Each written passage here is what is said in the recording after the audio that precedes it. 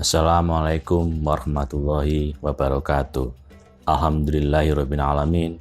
Wassalatu wassalamu ala asrofil anbiya'i wal mursalin sayyidina wa maulana Muhammad wa ala alihi wa sahbihi asmain. Asyhadu an la ilaha illallah wa asyhadu anna Muhammad abdur rasulullah. Amma ba'du. A'udzu billahi minasyaitonir rajim. Rabbi shrah li sadri wa yassir li amri wahlul 'uqdatam min lisani yafqahu qauli. Kaum muslimin muslimat rahimakumullah. Mari kita panjatkan puji syukur kepada Allah Subhanahu wa taala karena atas nikmat yang telah diberikan kepada kita sehingga kita bisa bertemu kembali dan menjalankan ibadah puasa di bulan Ramadan ini. Bulan yang penuh dengan ampunan, barokah, karena segala kebaikan yang kita lakukan akan dilipat gandakan oleh Allah Subhanahu wa taala. Dalam bulan Ramadan ini kita dipanggil oleh Allah Subhanahu wa taala untuk menjalankan ibadah puasa agar kita termasuk orang yang beriman dan mendapatkan predikat takwa. Hal ini tersurat dalam surat Al-Baqarah ayat 183. A'udzubillahi minasyaitonirrajim. Bismillahirrahmanirrahim. Ya ayyuhalladzina amanu kutiba alaikumusiyam kama kutiba alal ladzina min qablikum la'allakum tattaqun. Yang artinya, hai orang-orang beriman, diwajibkan atas kamu berpuasa sebagaimana diwajibkan atas orang-orang sebelum kamu agar kamu bertakwa. Ini ada dua kalimat. Yang pertama yang dipanggil adalah orang yang beriman, dan yang kedua predikat takwa. Orang yang beriman berarti mau menerima Islam sebagai agamanya dan menerima Al-Quran sebagai kitabnya.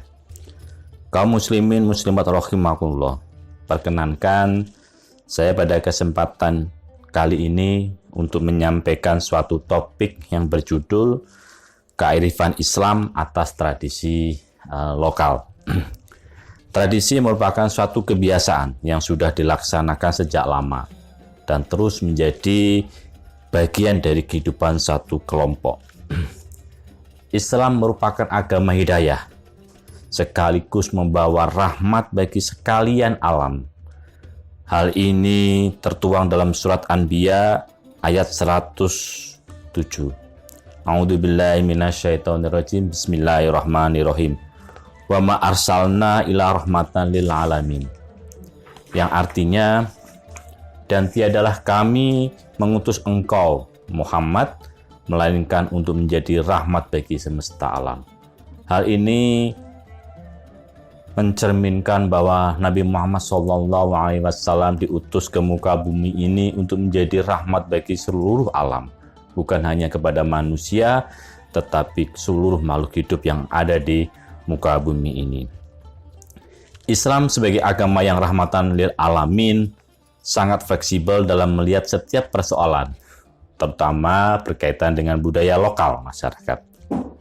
Islam datang untuk membenarkan yang baik dan membatalkan yang buruk, sambil menjelaskan manfaat yang baik itu dan keburukan yang buruk itu. Kehadiran Islam di tengah masyarakat yang sebelumnya sudah memiliki nilai-nilai budaya dan adat istiadat mengakibatkan terjadinya interaksi antar unsur budaya yang berbeda, yang di satu sisi Islam dan di sisi lain adalah budaya lokal. Islam yang datang di tengah masyarakat yang telah memiliki sistem nilai berusaha mengakomodasi nilai-nilai lokal. Ini merupakan ciri khas ajaran Islam yang bersifat akomodatif sekaligus reformatif terhadap budaya maupun tradisi yang ada tanpa mengabaikan kemurnian Islam itu sendiri. Sambil contoh, ada dulu tradisi puasa Asyura.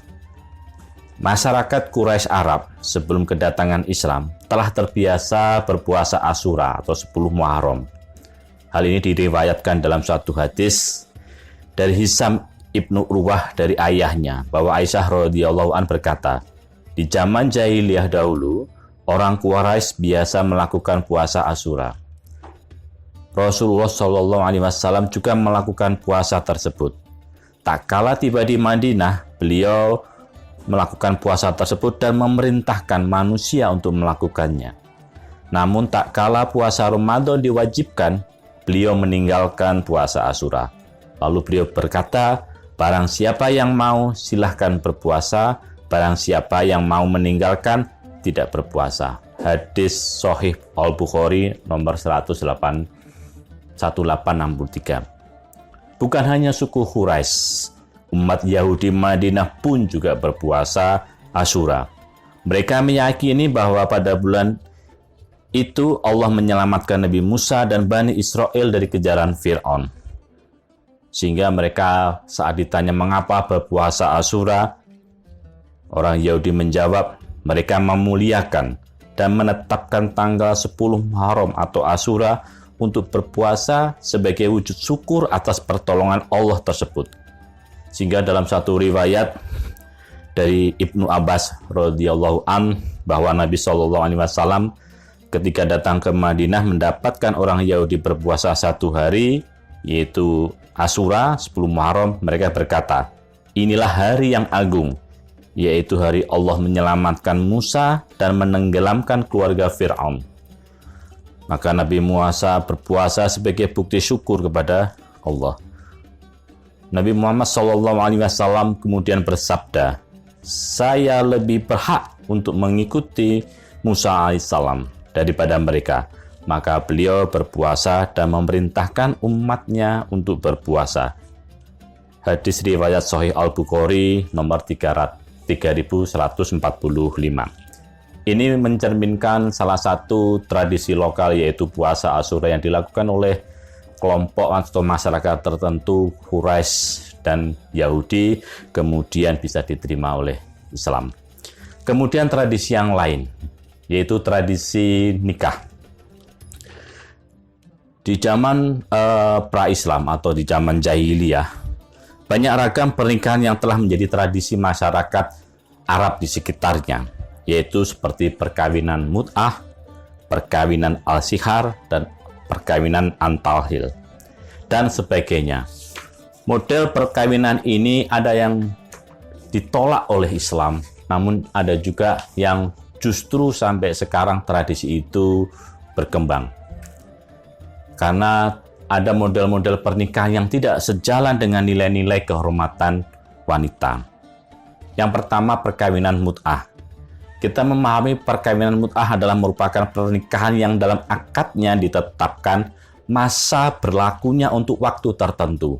Kita mungkin lebih kenal dengan istilah kawin kontrak. Hal ini justru sangat merugikan kaum wanita.